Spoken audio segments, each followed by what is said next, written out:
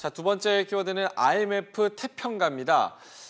국제통화기금이죠. IMF가 올해 세계 경제가 3.9% 성장할 것으로 전망을 했습니다.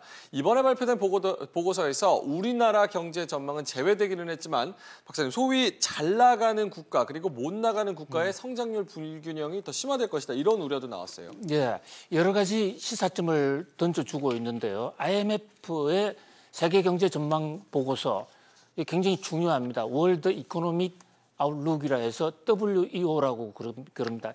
IMF의 세계 경제 전망이 세계 경제를 잘 진단하는 데 나름대로 이유가 있습니다. 예. 지금 우리 세계 경제 체제가 IMF 체제거든요. IMF의 지원을 받아야 되고 IMF 협조를 받아야 됩니다. 그러기 위해서는 IMF의 모든 자료를 통계를 수시로 실시간으로 보고를 해야 됩니다. 그래서 IMF야말로 세계 경제 돌아가는 현상을 가장 잘 알 수 있는 기관이죠. 예. 거기다가 우수한 인재들도 많고요.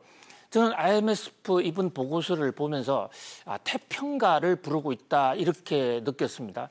태평가라는 게 태평성대를 노래하는 건데요. 지금 미중 경제 전쟁이 일어나면서 무역 전쟁이죠. 일어나면서 세계 경제가 크게 위축될 것이라는 그런 우려도 많았거든요. 특히 우리나라 정신은 많이 떨어졌습니다. 예. 그런데 이렇게 세계 경제 정보를 가장 잘 갖고 많이 갖고 있고 또 이 분석 기법이 가장 앞서 있다는 IMF는 세계 경제가 전혀 흔들리지 않을 것으로 봤어요. 미중 무역 전쟁이 있건 없건 세계 경제는 여전히 3.9% 성장을 한다. 예. 이렇게 보았습니다. 이게 낮은 수치가 아니잖아요. 예, 3.9%면 상당히 높은 수준이죠. 예. 그런데 지금 방금 앵커님 지적하신 대로 국가 간에 좀 차이는 있어요. 미국이 상당히 좋게 지금 나타났거든요. 예. 미국은 아시다시피 지금 트럼프가 대통령이 되자마자 세금을 드레스틱하게 아주 급격하게 인하를 했습니다. 예. 세금 인하의 효과가 올해와 내년에 본격적으로 나타나면서 미국 경제가 세계 경제를 그런 견인하는 그런 모양새가 될 것 같아요. 아무튼 한국 경제도 지금 IMF는 3.0%로 보고 있습니다. 한국은행이 2.9%로 며칠 전에 내리지 않았습니까? 예. 그러나 IMF는 내리지 않았어요.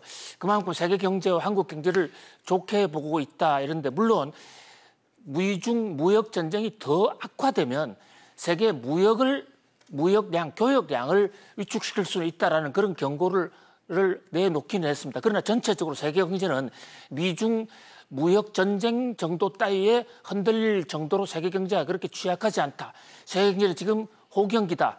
특히 지난 10여 년간 걸친 이 침체기에서 완전히 벗어나서 잘 달리고 있다로 이렇게 나타나고 있습니다.